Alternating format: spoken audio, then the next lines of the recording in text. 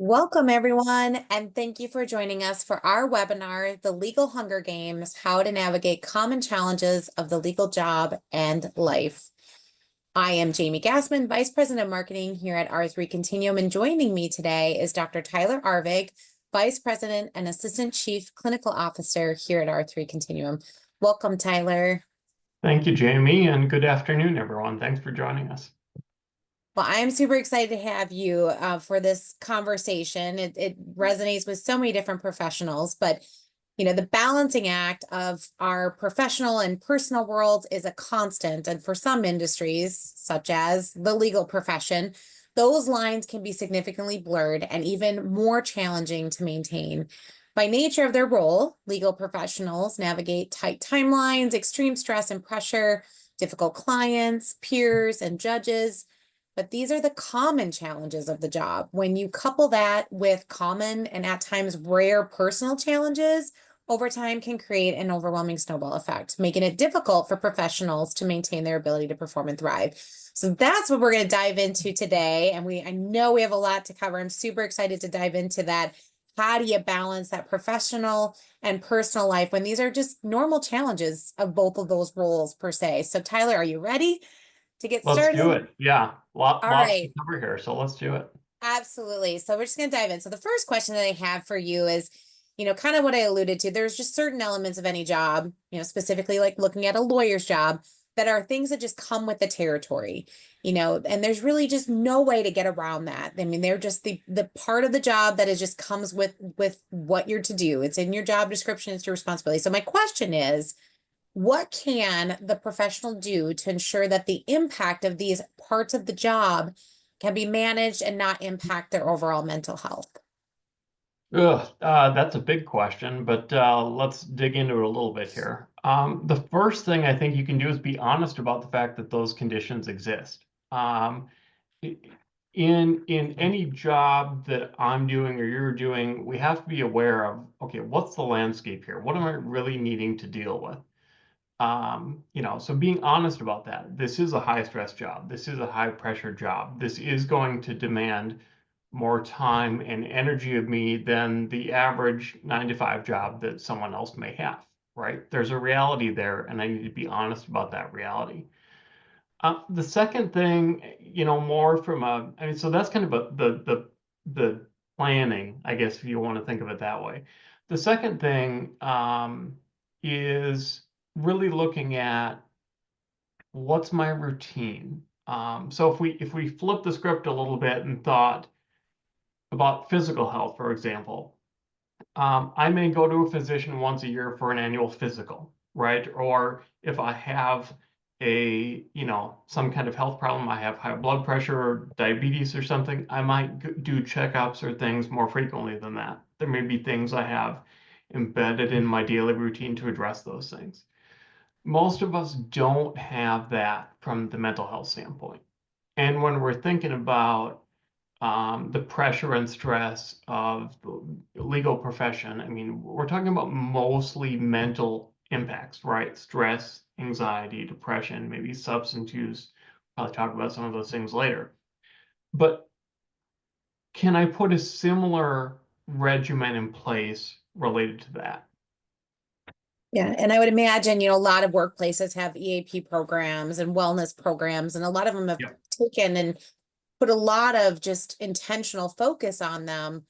What are some of the things that people can tap into? How do they become aware of those types of additional ways that they could support kind of that mental health side of their overall well-being? Yeah. Our experience in organizations is oftentimes there's a lot of resources, but people aren't aware of them. Or, they were made aware of them at one point, but when they really need it, they don't really think about it. So, I mean, in that, you talked about an EAP. There may be other types of wellness programs that you have embedded in your organization. You know, making those things obvious, but then also making people aware, especially when someone might be struggling or needing some additional support, reminding them that those things are there. Especially when people are under pressure or under stress, if I have to go digging for something to find how to access it, I'm probably not going to do that, right? There's not enough time in the day. Maybe I don't have the mental energy to do it. It has to be easy and obvious. One of the things, just to tee out that a little bit, during COVID, we saw the mental health profession go from largely in person to largely virtual.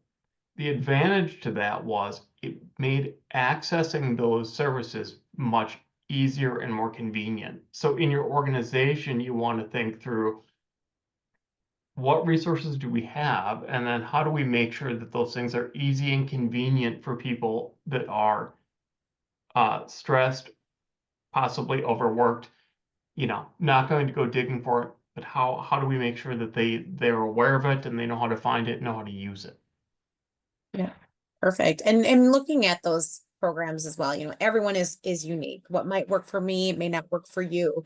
So Oh, it really can't be that one size fits all. So how can an organization, so pivoting back over to like an organization themselves, when you're looking at these well-being efforts, how can they ensure that what they've got in place fits kind of the unique needs of everybody and anybody within kind of that broader, maybe leadership group or law professional group within that organization? That's a tough one. Because the correct answer to that question is there really isn't, you're not gonna be able to do all that. But I want us to think about the different things that your professionals might be experiencing. I was thinking about this even in our organization and amongst other professionals that I'm friends with and know, they're in different phases of life. Some of them are struggling with kids failing to launch. Some of them are struggling with spouse issues. Some of them are struggling with um, parents that are aging, right? Or both, right? I'm dealing with an aging parent who maybe isn't able to live by themselves anymore, and I'm dealing with my 16-year-old kid who maybe is struggling in school. And somewhere in between there, I'm doing a full-time job that's very intensive. So really thinking through from an employer standpoint, how can I meet my people where they're at, right? How can I take into account the things that they may have going on in their lives, realizing that, especially with this group, you could have people fresh out of law school that are in a very different phase of life than the people that, maybe your partner level people or people that have been in your organization for many years, but yet they all need help. It's gonna vary a little bit. But having things in place that take into account or all of those factors that could be present for your people. Offering solutions that can be customized or accommodated for those different challenges that they might be navigating, you know. So now looking at kind of the combined, you kind of touched on it a little bit. I might be in the sandwich generation where I'm dealing with aging parents while raising children, or to your point, I'm fresh out of law school and I'm just trying to start that, kind of adulting and navigating the world of like, Yep. how do I grow my legal career? What are the combined effects when we look at professional challenges, right? And they're all different at different stages throughout your career.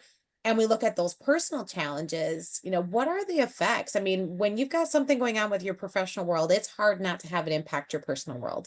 And vice versa, when you've got personal challenges going on, you're professional, you're going to be not as productive. I mean, you're going to have things that are weighing on your mind. But when you kind of got the two of them going on and you're navigating both those challenges, from your, behavioral health expertise, what are those combined effects? What can a legal professional be experiencing when they're kind of got the weight of both of those worlds kind of weighing down on them? Uh, yeah, there's a broad range of things that someone could be experiencing. And, historically, we've kind of taken the approach, especially in the corporate world or in the professional world, of, you're at work, this is the time to set aside your personal stuff, right?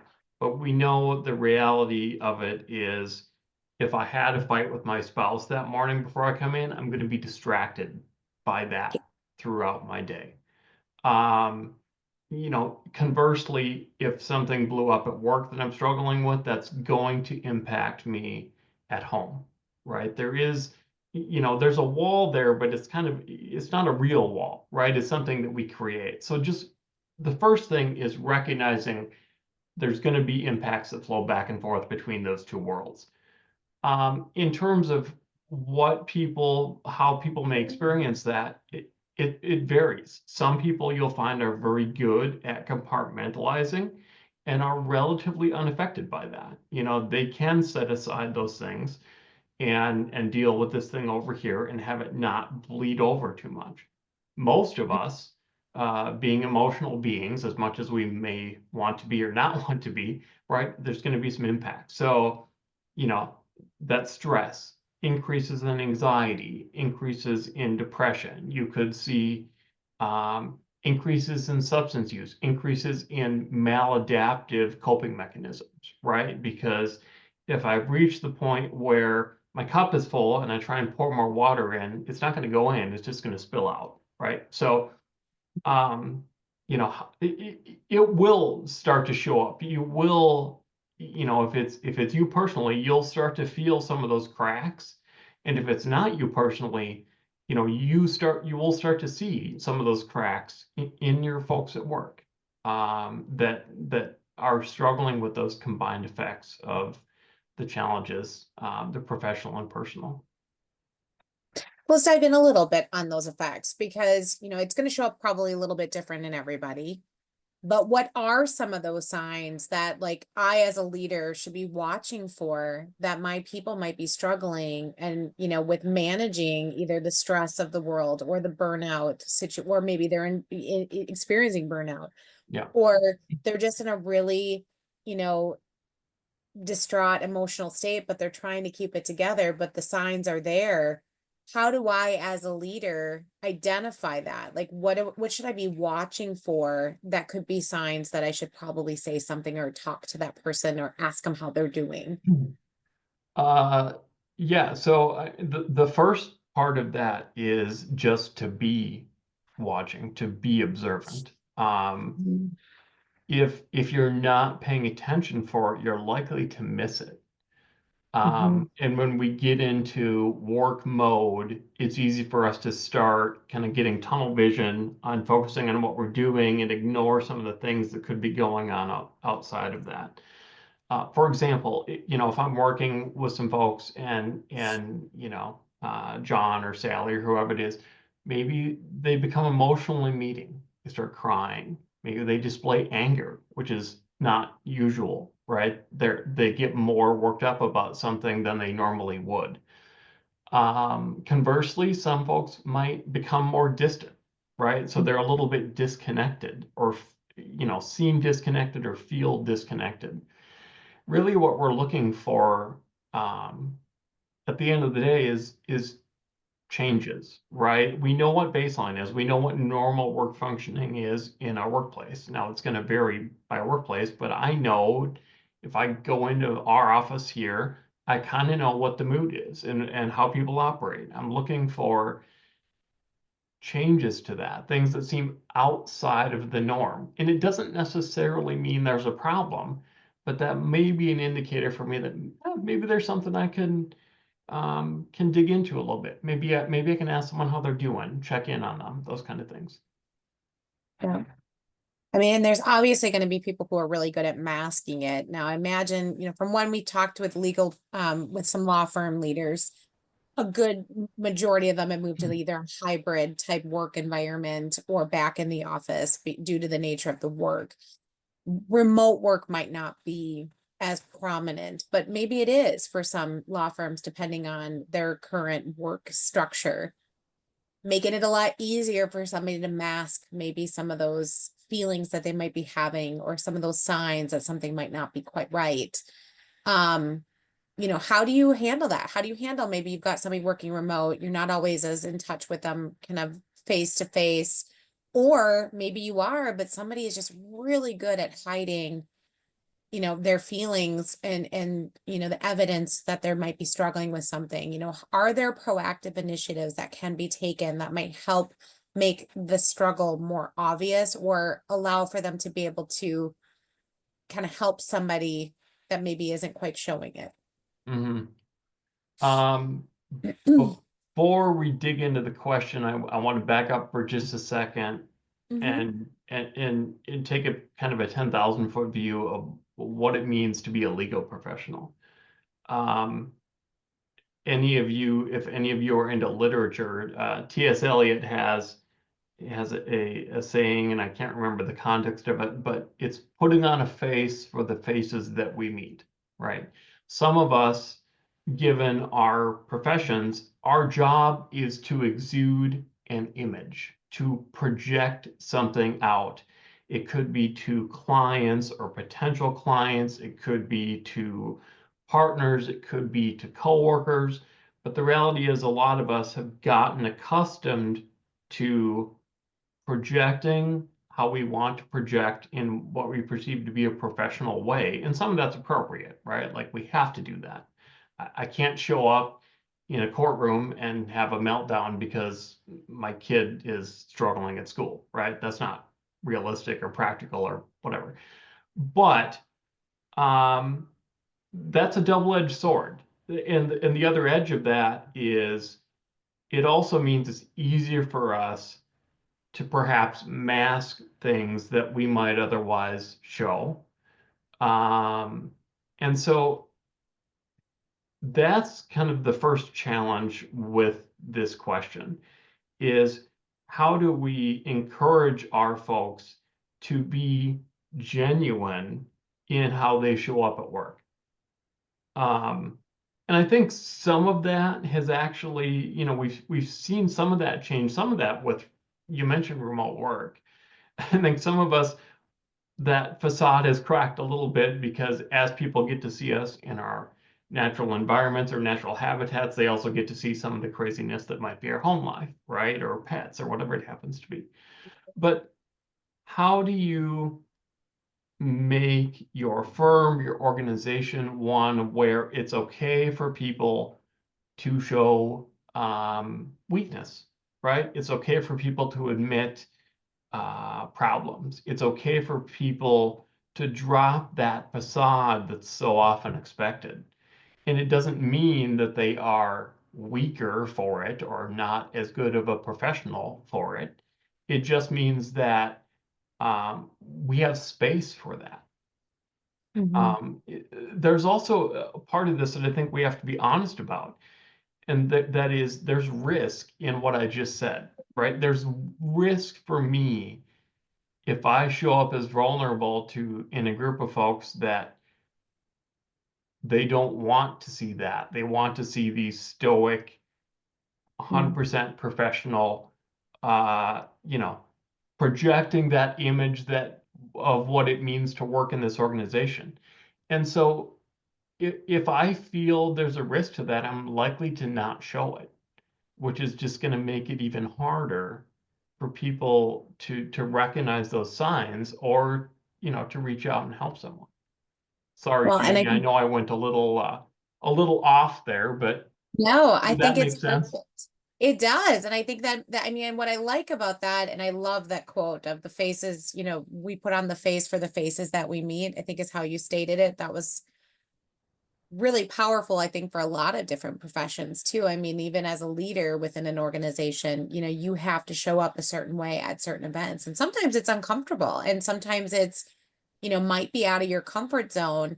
But also when you're struggling, it can be a struggle for yourself to come and show up as this happy go lucky mask that there might be more going on.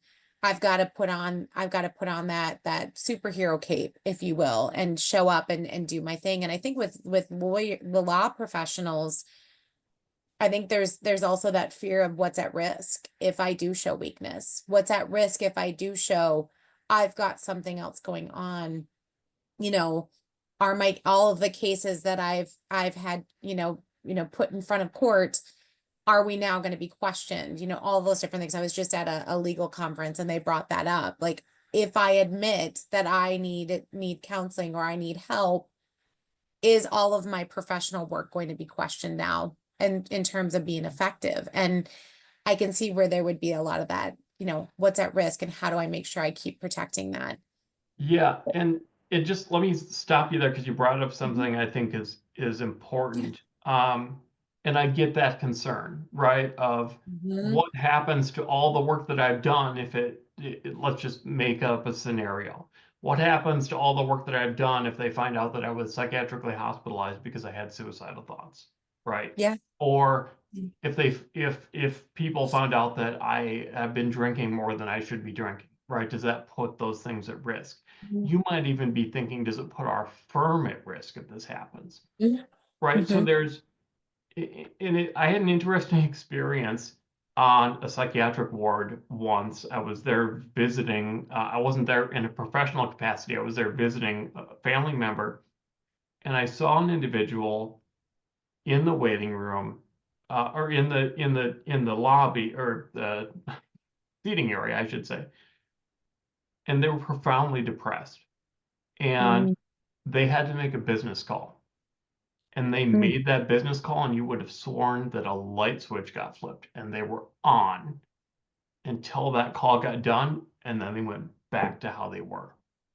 Right. So it's, we can do that even in extreme circumstances. But the reason I bring that up is those concerns about reputational risk are real, right? Mhm. But the way to prevent those from being concerns in the first place is to ask for help or offer help earlier, right? So it is not, and let's just, use an example of I'm going to therapy once a week, right? Many people do that. That's not an abnormal thing. It doesn't mean anything bad. And nobody will look at that and go, well, you're going to therapy once a week. Um, so I'm going to question your work, right? No, Mhm. most of us would do that and not think anything of it. But if it gets to the point, so that's the preventative model. Or me recognizing that, you know what? Maybe I've been drinking a little bit more than I should. Maybe I should reach out and get some help. Before it becomes, I have such a problem that I need to go to residential treatment. Now we know, people, there's still going to be folks that need that level. And if they need it, you deal with it and do what you need to do. Um, and clearly, there's a lot of lawyers and other high-level professionals that have been to residential treatment or intensive outpatient programming. It's not a death knell to your career or to your organization, but the reality is it's less disruptive for everybody. The organization, the individual, that individual's family, if we can get on it earlier on in the process, right? Help them before things really start to go off the rails. Because Yeah. it's just like physical health, right? Preventative interventions on the physical side are much more effective and less costly than um, than dealing with it after something has already developed and become an issue. Yeah, absolutely. And you kind of hit on something that we're going to talk a little bit later in the webinar on too, and in terms of that proactive, how do you not get it to be acute? How do Mhm, you catch it before it's too late? mhm, And looking at that, and looking at kind of some of that preventative, kind of almost like, how do you go to the, take advantage of counseling or well-being benefits that are available to you. If you've got an employee who maybe has been outspoken, or that they feel that counseling could be seen as bad, could be seen as negative, maybe shows them as weak, or maybe they feel that stigma that, if I have to go to counseling, I'm at the end of my rope, it's a bad thing. And how do you make sure or help those individuals to realize the benefits and the positive outcomes? Is there something culturally that that a law firm can do? Or is there something that, in communications, how can they help to kind of mitigate some of those negative feelings that might be towards kind of that mhm. maintenance help, as you kind of call it, you know? Yeah. And I think we've seen improvements just societally. I think people are more open than they were in terms of accepting help and not feeling like that makes them weak, for example. Yeah. However, it's not across the board. And we know some people are still really going to struggle with it. And I think how you handle that partly depends on the reason, right? If it's, I don't think I have a problem, that's a little bit different from, I know I have a problem, but I don't want to be seen as weak.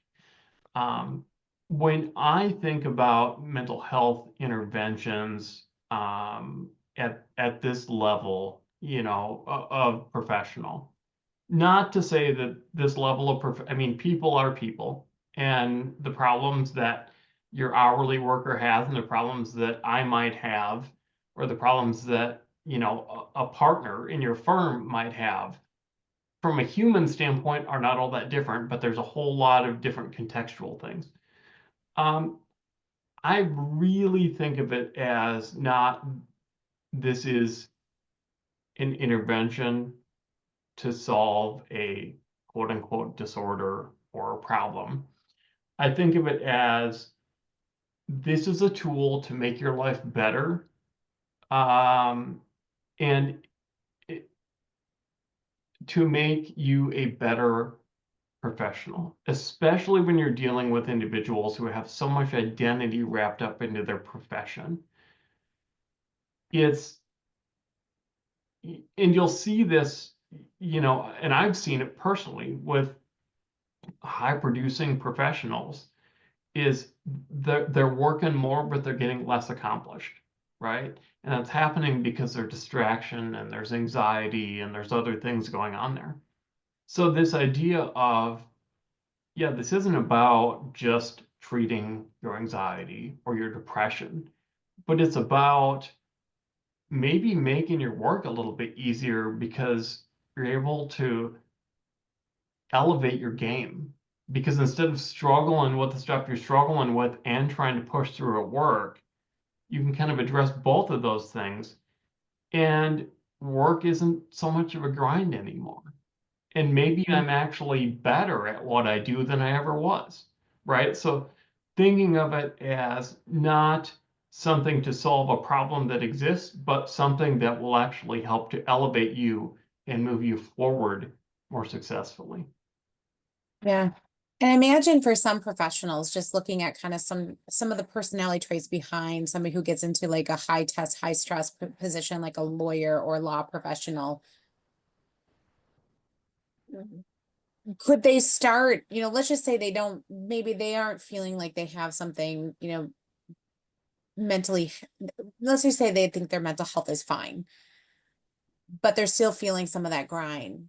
Is there is there something to say that coaching, maybe they start with a coaching pattern, and are there programs out there that can identify like this is more than just coaching, like this person has some things that they need to address outside of coaching from a mental health capacity, like just trying to think like are there other angles that maybe could be taken that might help that professional to not to get help, but maybe it's through a different entrance point. Yep. Yeah, and coaching is actually one of the areas that is a great entrance point because it's not, uh, especially like,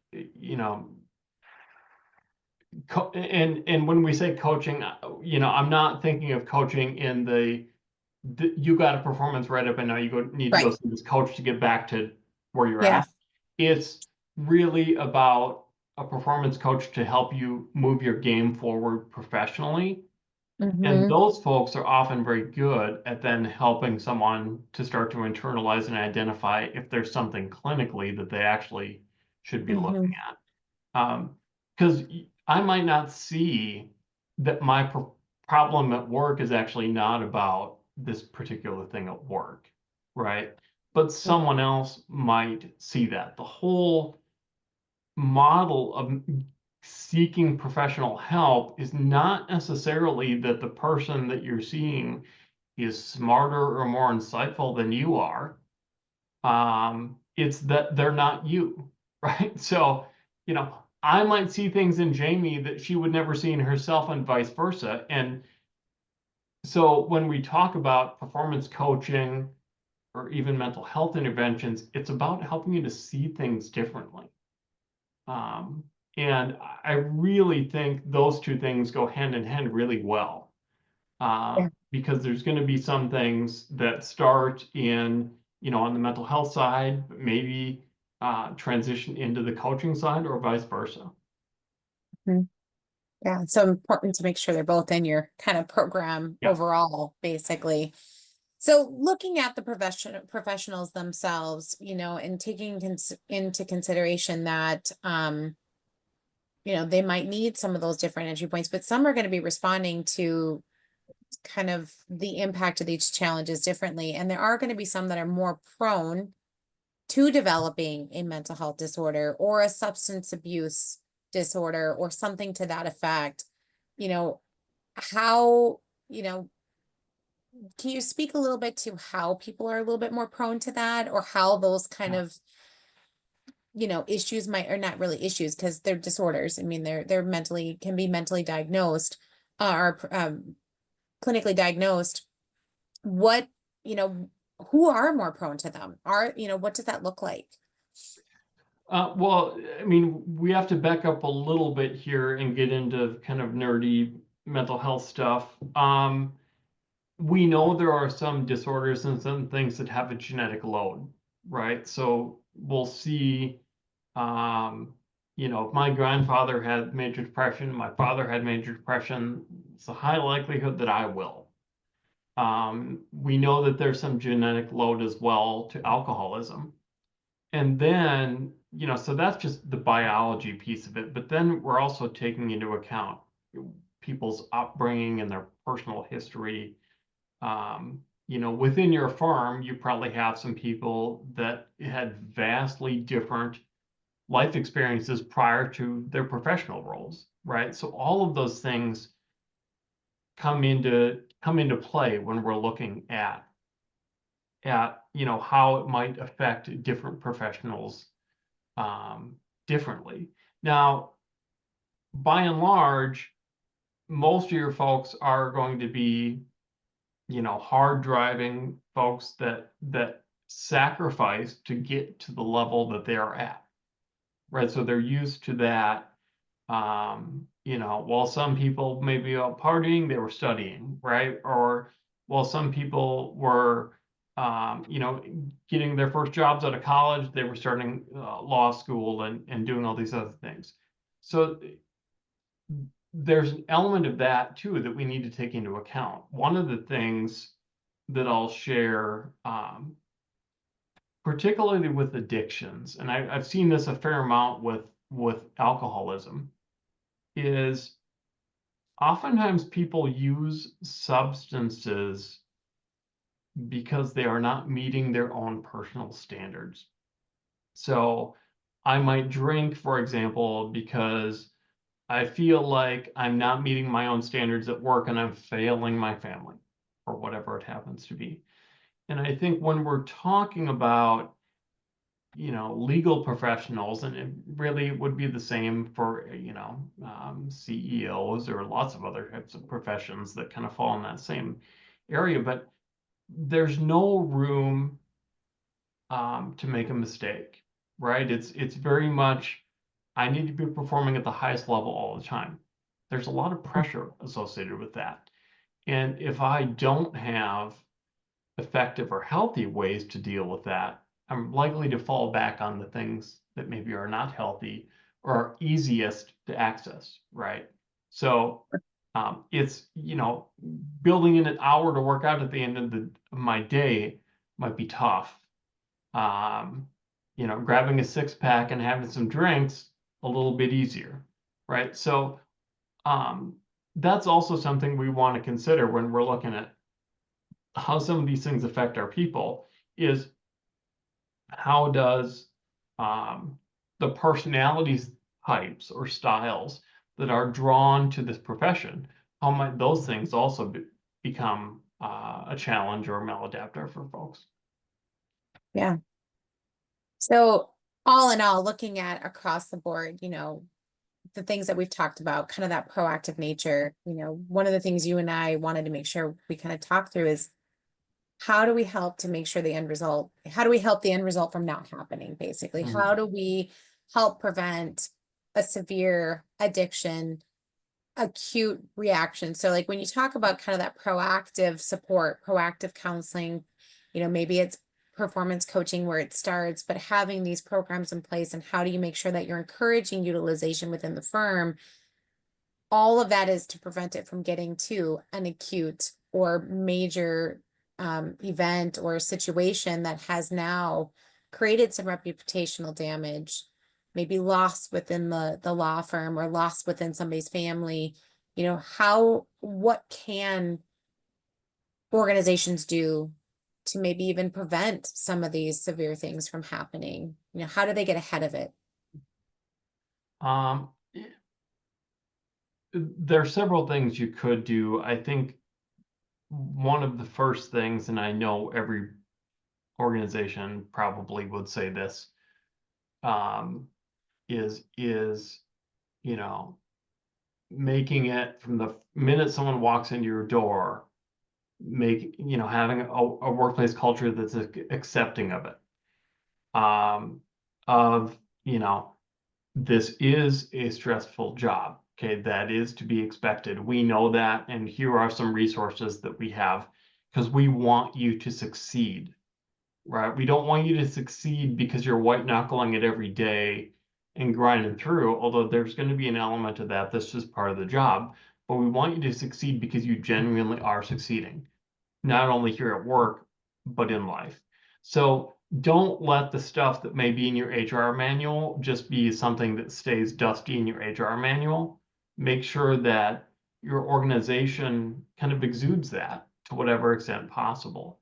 Build a culture of, and I'll share an example. One of the programs that we have done, offering this mental wellness counseling to high level professionals within the organization. A high level leader in a team meeting shared uh, with their subordinates and others that they had actually leveraged it when they had a personal situation come up and really benefited from it. Those kind of things speak volumes, and all of a sudden it becomes, geez, I'm not going to access that because what would my boss think, or what would my co-partners or underlings think? If you have someone at a high level that says, hey, this is great and it really helped me, I don't have that barrier there anymore, right? You've normalized it for your whole organization. um, it doesn't guarantee that someone's going to reach out when they need help, but it at least takes away one barrier. Yeah.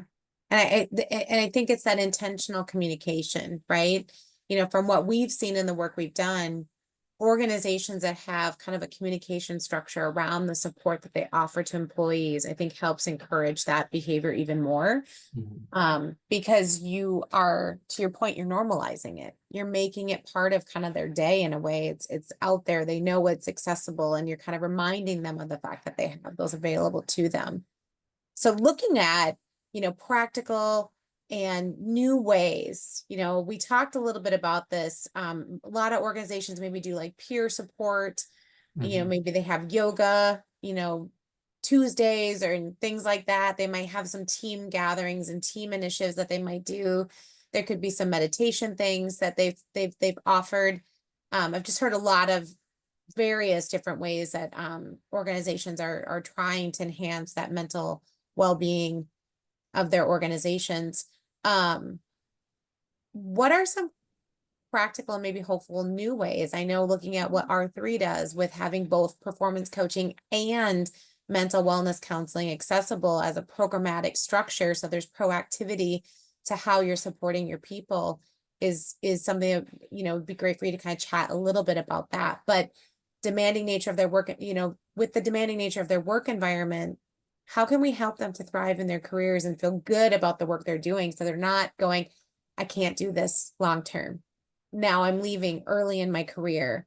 Yeah. How do we make sure that they see, there's passion that got them into that profession? How do we keep that passion alive, but also help them to kind of persevere and thrive Yeah. amongst, the normal standard, this is part of the job? Yeah. Um, i- as you were asking that question, I was thinking through, and I can't see anyone that's joining here, but I can probably imagine your faces. when you talked about yoga and Yeah. meditation. Um, and it's what we're talking about here, what Jamie and I are talking about here is not transforming your culture into something that it's not, right? We're not talking about taking a hard driving culture that's focused on billable expectations or whatnot and changing it into a bunch of fuzzy-headed do-gooders. Um, the typical psychology type, things that we might think of. Now, some of those things absolutely helpful. And I want us to think through that when we're talking about what's the culture of the organization. We're not talking about transforming your culture to something it's not. We're talking about taking the culture that's there and adding in pieces that make it easier for people to do the things that we need them to be doing, right? That make it easier for me to hit my billable expectation and feel like I'm not burning out at the same time. So, and I'm not disparaging yoga or meditation. Those are awesome things that people do. But when I talk to people in organizations, you have to know a little bit about your people. Like, what would they find valuable? What would they find fulfilling? Um, and it may be something that's a little bit unusual, right? But whatever it happens to be, we know in certain types of professions, if I'm a firefighter or I'm a law enforcement officer, you know, maybe they have um, things that wouldn't really work in other environments to cope with that stress and that pressure, right? So part of it is reading the room and figuring out what do I feel like would help people. And then it becomes, how do I get those things to fit into the workday? Because one of the challenges you're going to see is they can go, well, yeah, Tyler, it's great to say you get this hour to go to therapy, but that just means I have an hour worth of stuff that I have to push later in my day, right? So it's building it in such a way that I'm not giving up something that's important to the firm or to my career, but I can still add in the things that I need to do to be successful. And that's challenging, but it's easy enough to figure out if you have the right people in the room and you really are intentional about thinking through what is this going to look like? Yeah. How do you tailor it to fit not just the unique elements of your organization, but the unique elements of your people too? How do we tailor that structure of the program, the rollout of it? How do we fit it into their already existing role? Because I would agree, you know, sometimes tasks like thinking about having to do laundry feels like just one more thing added to the Mm. plate that you have to do within the week. And you start to kind of almost feel negativity towards it when really when you go in to do your laundry, I mean, I know for myself, it doesn't take, nearly as long as in my mind I've been envisioned it to take. And granted, it's not the same as, maybe litigation at court and things of those nature, but just trying to give context to it's one more thing added. And how do we lessen that pressure of it? How do we lessen that feeling of negativity, but more show it as that positive and how it can ultimately overall help the organization in the long run and help the professionals too. So great points. So I would like to open it up. I know we've got about 15 minutes left of our time here today, and I'd like to leave enough time for questions to be asked. So for those of you on, please submit your questions. There is a Q&A widget down at the bottom. And as we do that, I'll just share at R3 Continuum, we do offer solutions towards the performance coaching and the mental mental wellness counseling.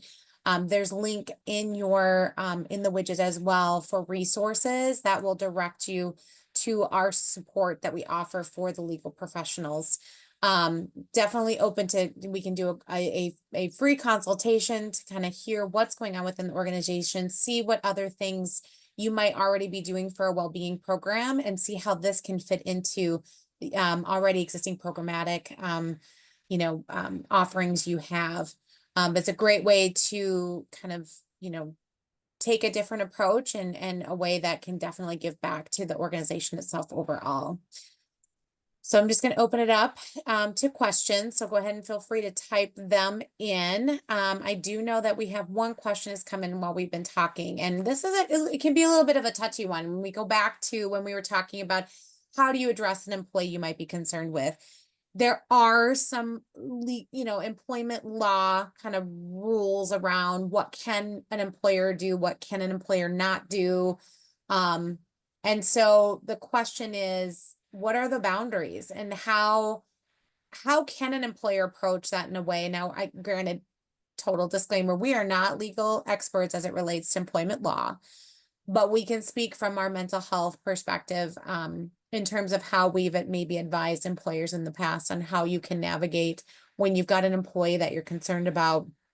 What are some approaches, Tyler, that they can navigate assisting that, assisting that employee without crossing some of those boundaries or those lines? Yeah, and I'm glad you brought this up because it brings up a point that I don't think we touched on earlier, which is when we're talking about the performance coaching or even the mental wellness counseling, it's important for everyone to understand it may be a service that you're offering to your people. It is confidential. It's 100% confidential and private. So you're offering it. It doesn't give you an insight into what they're talking about or why they're there, right? So that's part of it that makes it work. I mean, it's there's a separation there, and we know, and many of you probably know better than we do. There are laws, things that you can compel people to do, and things that you can't. So it's much easier on the front end when you can encourage and share information.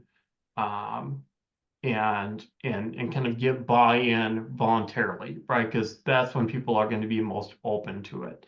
When you get toward the tail end, oftentimes what we see when people have developed more entrenched problems is that's showing up when it causes a problem in the workplace, right? So it's showing up when someone has developed an alcohol problem to the extent that they're starting to not show up at work, or maybe someone smelled it on them in the workplace or something like that. That's a whole different kind of way to approach it. There we're talking fitness for duty type evaluations. So, and there are things you can compel folks to do as a condition of employment because you've identified a work performance problem that you have reason to believe is the result of a mental health or chemical use condition, right? But most of the time we want to try and get people in the voluntary end of it, on the front end of it. Encouraging them to use it before it becomes a situation where you have to make hard decisions about someone's ability to safely work, for example, or safely, be on a case or be in a courtroom or be representing your firm. That's never the place that any of us want to be. And if you're getting to that point, it probably also means there's a larger problem there that's going to be harder to solve, both from the individual's standpoint, from a health standpoint, and maybe also from an organizational standpoint. Yeah, great point. Wonderful. We do not have any other questions. So we'll wrap up a little bit early today, which is perfectly fine. Give you guys about 10 minutes back in your day. Again, check out the resources on r3c.com/legal and see how R3 can support your organization, and definitely reach out to us. We're open to even just the free consultation to touch base and see how we might be able to be of support of what you've already got going on. Dr. Arvik, thank you so much for your time and your expertise and your great wisdom that was provided in today's webinar. With that, have a great rest of your day, everyone. Thank you, Jamie, and thanks, everyone. Take care.